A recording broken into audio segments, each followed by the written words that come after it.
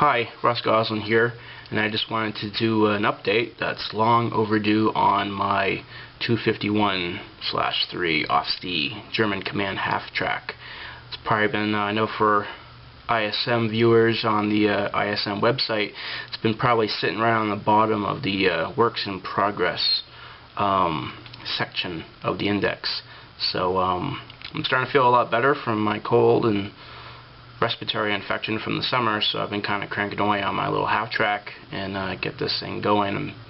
I've got a model show next month and I'd like to show it, and I think it's probably one of the my good builds of the year so far. I just really enjoyed how it all came together. I've enjoyed things I've learned about model building and different techniques, and seeing it all come together in a model. It's a real nice feeling, and I'd like to share it all with you and see where I'm at. Okay, the interior is almost done. I still have a little bit of detail painting and weathering. What I've really learned with a kit that has a lot of interior pieces, it's kind of like airplane cockpits. I think one author of an article described it as each piece inside the cockpit as a sub-assembly, and just like the journey and the universe of that one little section of the cockpit. And it becomes very time consuming, and all that detail is definitely shows when it's all done. Same thing with the interior of a half track. I noticed that things were all starting to become kind of like sub-assemblies. The radio was its own thing, and putting it all together, painting it, weathering it, chipping it, doing a little scratch building, and so it was exciting. So I'm just gonna work down my little outline here. So first of all, yeah, I had a lot of fun with this. It was fun when I first opened it up way back in, I think it was, the snow was still flying back in March over here in Colorado, and it was fun building it. I remember that video update I made. I had a lot of high things to say about AFV Club, and I still do. And then I got sick and I stopped building. But here we go. I'm going to give you a quick show. What I'm going to do is the camera is not doing any justice for this model, so following my brief commentary, I'm just going to do a slideshow with all my close-ups. That way you can get a better look at it. So let's just start off with the kind of go sub-assembly at a time. Here's the driver's dashboard control area where the steering wheel is. I don't know if you'll be able to see it. I don't know if the light's gonna help. I know my last video I made, I had light all over my face and didn't work so hot. So definitely the close-up pictures will show it, but all the instrument panels I used Archer dry transfers, and it was my first time using them, and I was very impressed. Very impressed. I just wish I had the brass to try it out earlier. I have a little problem. I guess I'm easily intimidated because I ordered the dry transfers like back in May, and I didn't use them. I mean, after I got better from my sickness, I still let them sit on the shelf. I was a little intimidated. I've never used them before, which is not an excuse to not try things. But I just did. So one day I just said, you know what, Russ, you gotta give it a try. So YouTube, there's actually a video, it's a channel from the designers of Archer dry transfers. It's an old channel and they only have 4 videos. They're just tutorials. So go check it out if you're interested in dry transfers, because their tutorials are A+.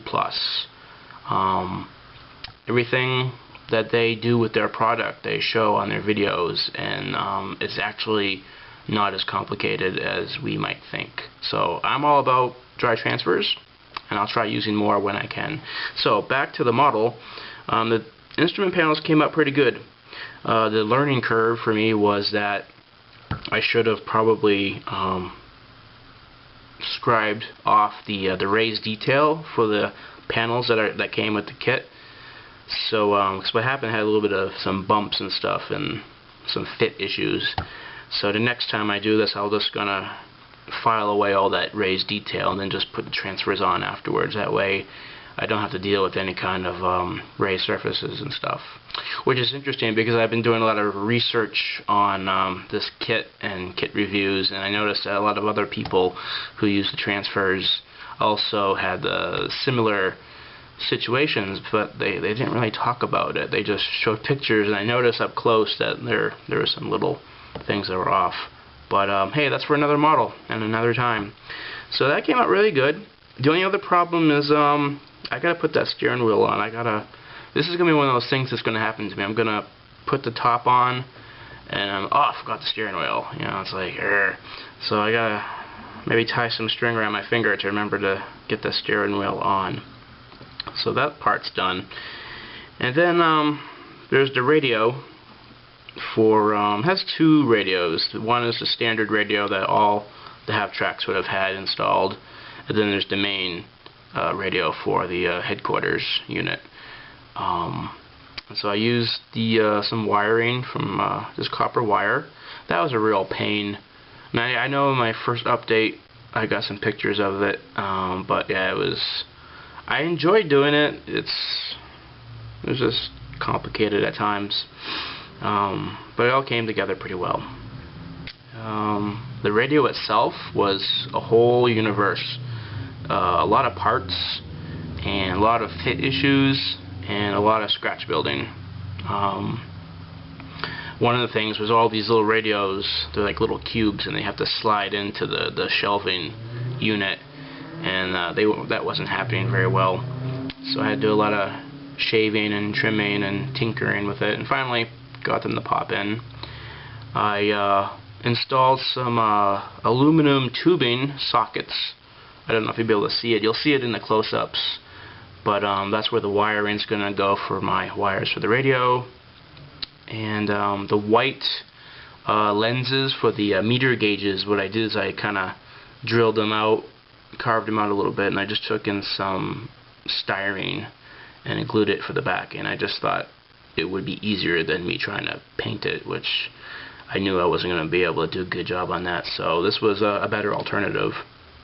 And then there's more radio gear on this side. So I have some connecting wires and some other wires going up into the main star antenna, which I still have to customize those wires, and those will be done.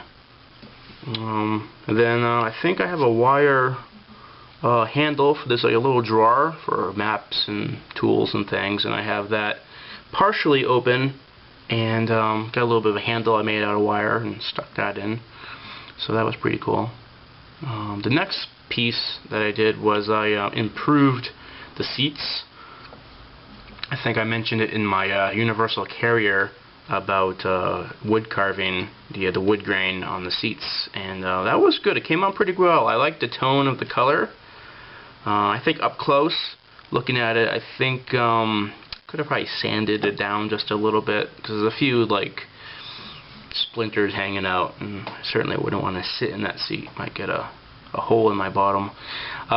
But overall, I'm pretty impressed with it. My only recommendation is if you're going to use, try carving and doing the wood grain, use a very sharp blade and be very careful. No cuts for me on this project, so I'm kind of excited about that. And that came out pretty well. A lot of detail in the weapon bins. Just like that half-track, I'm doing the old Tamiya 251C, and I like AFV Club did a really good job with the bins. They're all closed off for the rear ones, and the rifle racks are all pretty good. I don't want to tip it over into the camera because none of these pieces are glued in. I still have to do some dry brushing and some detail work. But what I plan on doing for the stowage bins is I might just do the same thing and put in some styrene blocks, and then take some paper tissue and do some tarps, and then sprinkle some equipment over it. Definitely put in some neat stuff, maybe a Panzerfaust or two, ammo boxes, things like that. You know, everything a good fighting unit needs to defend itself and take objectives. And got the fire extinguishers, and it came out pretty good. And weathering was a mixed bag of different things. I used all just paint. I just did chipping by hand, and you can see the contrast where I haven't done any chipping yet. The contrast is pretty stark, so definitely have to fill in those areas. And so I did that chipping with paint, all enamels, and I still got a little some wash. The under the seats there's drawers that would pull out for more ammunition storage or other things, so I still have to do some washing on those seam lines, recessed lines. And the anti-skid plate, I just used a been using a Vallejo wash. They call it a wash. It works pretty good. I think it's more like a filter than a wash, at least my opinion of it. Because the recess, it doesn't, the pigments don't build up in the recess lines. They just sort of spread out. But it worked really good as a kind of like a filter. Kind of dulled the dark yellow paint, and that came out pretty good. And then I just dry brushed some metallic gray on top to hit all those top pieces. So for me, this is a great an A+ for trying out, really starting to work with shadow and highlights. That's a real strong tool to use in model building, and it really polishes a model up. You know, giving it depth. That's and it's a challenging skill, and it's a skill that we all just gotta keep on practicing at. I don't think it's something you learn overnight or over a few days. I think it's over a succession of various models and projects, and over time the positives are really going to shine through, and I'm really seeing it in this kit so far, so I'm very excited. So now we have the bins, and they came up pretty good. One of the things that kind of frustrates me about these 251 half tracks, and I see it in Tamiya, and this is AFV Club, and I'm sure Dragon has the same situation, is it's got the hull, the upper hull is split right down the side here, and got to add that piece on top. I really think it's kind of a pain. I wish they had left the top hull as one piece and then just had it attached to the chassis. Because what I worked here is I put on the bins after painting, because I was concerned about getting proper coverage of paint, and there really wasn't any kind of guide or anything to stick it on. Actually, what I did, it's kind of I just kind of had to eyeball it, and so here it fits pretty good here, but over on this side it's a little high, so right in the corner here, I'm going to have to kind of file it down, or kind of take a sanding disc, and kind of bring it down, because when I bring the upper hull piece in, it doesn't fit. It's a minor issue, but for such a pretty cool kit, you know, it's amazing. Even the new kits, the little engineering issues, which I shouldn't complain, because hey, you know, we're model builders and we adapt. That's what we do. We overcome these plastic hurdles. So yeah, it'll be okay. So once that puppy's slapped on, I'm going to be working on the exterior, and I think I'll have another update on how that's going to come about. Definitely this is going to be like a Normandy campaign half track. So the calling card or calling charts for the book, it's got like 7 or 6 different types, but they got like a Panzer Lehr division, and I think the 12th SS Hitler Youth division, so it would be kind of cool. Definitely going to try out some new stuff. Sebastian, aka Storm22, he's a great model builder. Him and Norm Lajoie, they do a lot of modern armor, but they definitely are great resources, so I encourage everybody to go over there and ask those guys some questions up in Canada. They got some good stuff, and Storm, he's got some good recipes for mud and stuff. I think one of his videos he actually goes through all the stuff that he uses. So go check it out, and I'm definitely going to go study it some more because I need to go work on my mud. I think my mud is definitely something that I can work on. I'm not really good at it, and trying different techniques and things. So there it is, and next time you see me in my half track, it's all going to be closed up and the last stretch before the final show, final reveal, and hopefully I can make it to that show. I'll let you know in the next update if it even went to the table or not.